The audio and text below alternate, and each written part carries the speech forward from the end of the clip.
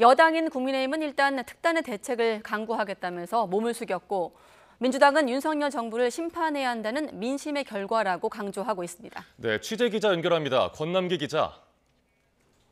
네, 국회입니다. 이번 서울 강서구청장 보궐선거 결과에 대한 여야 반응 전해주시죠. 네, 먼저 김기현 대표 등 국민의힘 지도부는 굳은 얼굴로 아침 회의를 시작했습니다. 김 대표는 최선을 다했지만 선택받지 못했다며 결과는 겸허히 받아들이고 더욱 분골쇄신하겠다고 밝혔습니다. 이어 이번 선거의 패인을 냉철하게 분석하고 총선 승리를 위한 특단의 대책을 강구하겠다며 수도권 맞춤형 선거 전략을 마련하겠다고 강조했습니다. 우리 당이 약세인 지역과 또 수도권 등에서 국민들의 마음을 더 많이 얻을 수 있도록 맞춤형 대안을 마련하겠습니다. 처음부터 다시 시작한다는 각오로 더욱 낮은 자세로 민심에 귀 기울이겠습니다. 보궐선거가 치러진 서울 강서구를 두고 국민의힘의 험지였다는 말도 덧붙였습니다. 이를 두고 일각에선 김 대표가 이번 선거 결과에 대한 지도부 책임론을 의식한 것 아니냐는 해석도 나왔습니다. 국민의힘은 수습책을 두고 고심하는 분위기입니다. 우선 주식 박힌 의혹 등이 불거진 김행 여성가족부 장관 후보자의 자진 사퇴를 대통령실에 건의한 것으로 알려졌는데 김 후보자는 몇 시간 뒤 사퇴했습니다.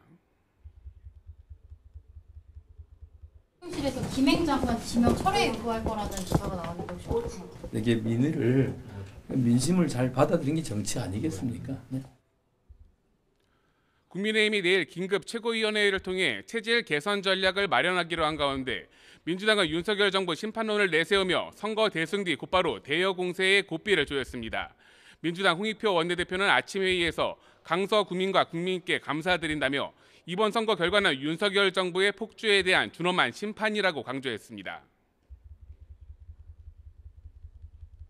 이제 윤석열 대통령이 답해야 할 차례입니다. 민심은 윤석열 정부의 국정기조를 전환하라고 요구하고 있습니다. 국민은 오만과 독선, 무능과 무책임으로 일관한 국정 운영에 대한 대통령의 사과를 요구하고 있습니다. 홍 원내대표는 이번 결과는 민주당에 대한 신뢰라기보단 좀 제대로 하라는 기회를 주신 것이라고 덧붙였는데요. 민주당은 오염수 관련 정부 용역 보고서 고의 누락 의혹이나 양평 고속도로 관련 논란 등을 언급하며 현재 진행 중인 국정감사를 시작으로 대여 공세를 더욱 강화할 것을 예고했습니다.